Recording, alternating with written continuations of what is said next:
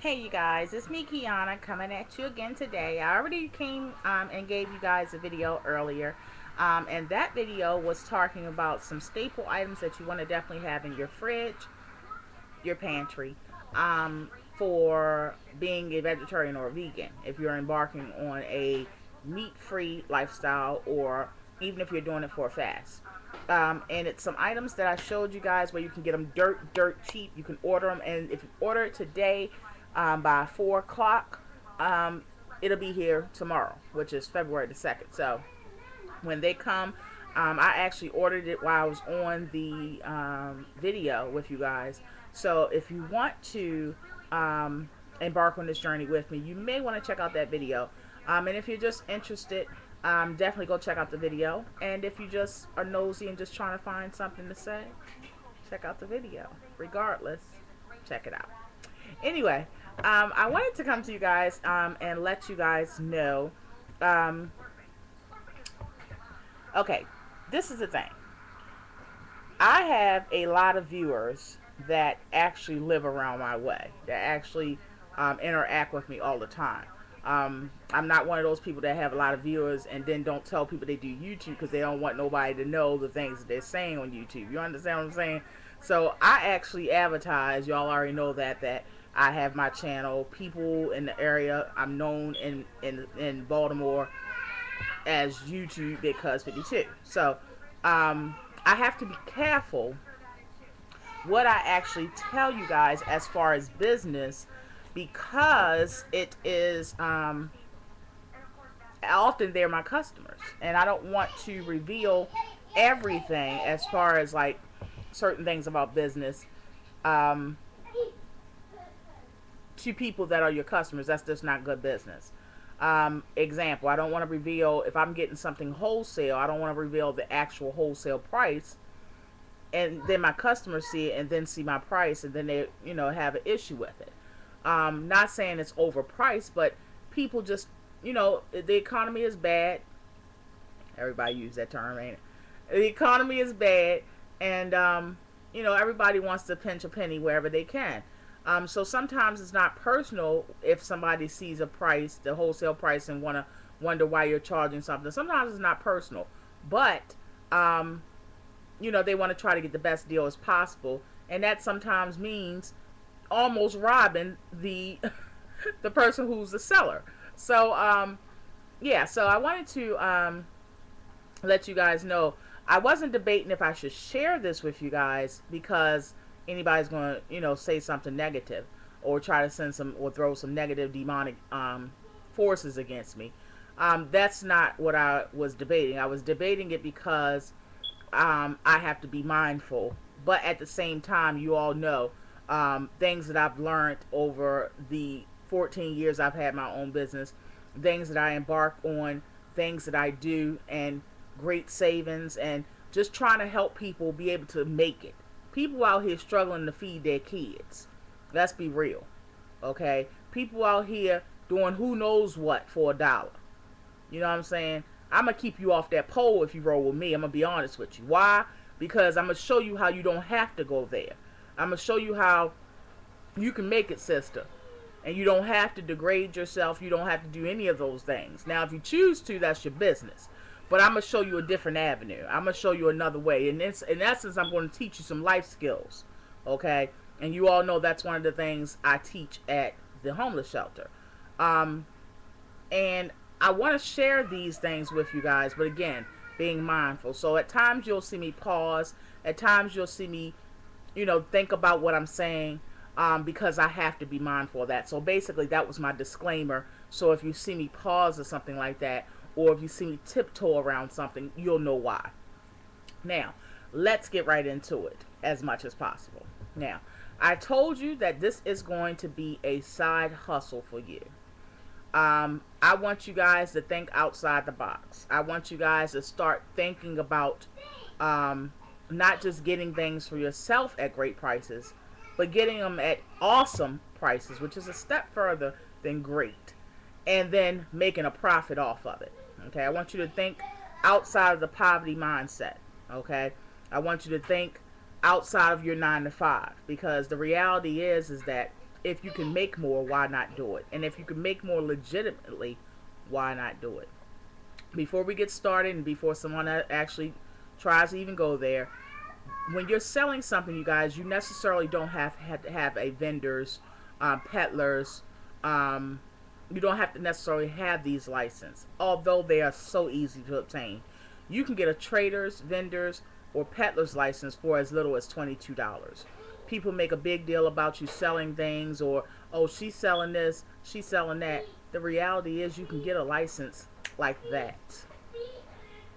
Okay, so that is not an issue. You can get a license. You go downtown to your local courthouse. You can even call. You can even Google it. It'll tell you all the information right online before you even step foot in the door. It takes approximately between an hour and 2 hours, and that is because they have to process it. They have to run and see if you owe any fines, things like that. That's all personal issues. You can find that out yourself. I'm just hitting you in that direction. So if in fact you want to go get it, and it lasts anywhere between a year and 2 years depending upon your state, you can do it, and you can do so for as little as $22. The most I think is $75 for certain types of licenses. So it's not nothing that's that strenuous, nor is it that difficult to do. So you can just cut people off if they have anything to say about you selling stuff right then and there. Once you obtain a trader's, vendor's, or peddler's license, the best thing you do is buy a folding table. Why? Because that is something that you can always set up at any given moment, any given time. Put it in a closet, put it in the closet, your coat closet, fold it up. Wherever you need to put it, that's a great investment. Another great investment is a folding chair. You can get these items from Walmart. You can also get them when it's out of season at like places like Family Dollar and things like that. Rite Aid even sells it. So these are great things to have. End summer clearance is wonderful for purchasing these items. Why? Because they usually are considered patio items, and they are usually 50% off. These are things that you definitely want to have. Another thing you want to definitely have is a nice, I repeat, a nice tablecloth. What I do is I even go a step further, and I purchase table skirts. Not the plastic ones you get out of Party City or Party Zone. I'm talking about a nice cloth table skirt. And the reason why the table skirt is so that you don't actually see the legs. And I don't like to see the legs because it does something to the people purchase because the eye is appealed to it. A lot of us purchase because of that. It's one of our senses. That's how we use it. When we're trying to look at something, when we're trying to purchase something. If you notice when your meal comes to the table, if it doesn't look appealing to the eye, automatically your head says what? It says, I don't like it. So you have to appeal the eye when you're trying to sell something. These are just tips I'm giving you guys. It is important to do. Trust me, I've used them for years and they work. Okay? It does draw attention. Another thing is when you're selling stuff, make sure you look nice head to toe. Why? Because again, people are drawn to you because of visuals. They are drawn to you because of the eye. I'm a big girl. People see me from a mile away, but they see me looking fly a mile away, and then when they see that, yes, I said it, then when they see that, they come over to my table. They don't even know what I'm selling, but they're drawn to it. Why? Because they want to know what's going on. They want to know how she doing what she do. What's she doing over there? And then once you get them over, you got them. Why? Because eventually, that's another video, but that's just once you get them over there, once they're drawn to you, you got them. Why? Because then you can sell them. Okay? I've been told, even from previous jobs back in the day, I could sell salt to a slug. Hello? So once you get them in there, you got them. That's all to it. Even if they walk away with buying something for $5, you're going to buy something. You see what I'm saying? So that's another video. I'll give you tips on that some other time. But these are just things that you definitely want to have. Now let me get into what I really wanted to do this video about. Those are just things leading up to this. Think outside the box. When you see things that are dirt cheap, think about revamping it. Think about adding to it. For instance, if you see a basket, a gift basket, and you see it dirt cheap. You all know we got a whole mess load of baskets for Christmas. You all know I got literally about 80 of them. Why did I get 80? I didn't fill you guys in. Again, you know why, actually from the beginning of the video. I purchased 20 of them for the homeless shelter for Mother's Day. Those are already put aside, set aside. Y'all already know that's what I do. Okay.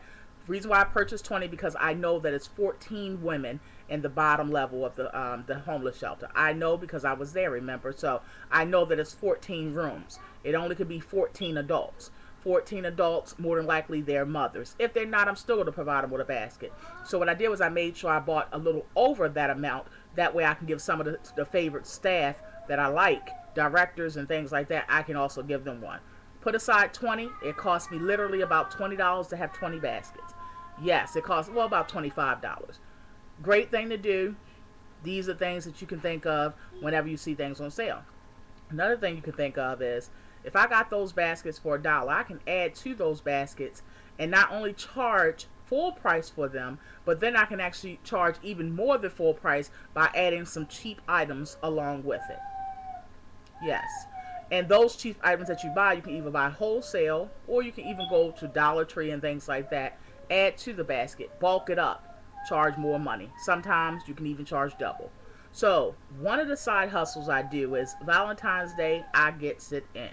What I do is, or what I did was, I made sure I bought a lot of items from Walmart that didn't specifically say Christmas.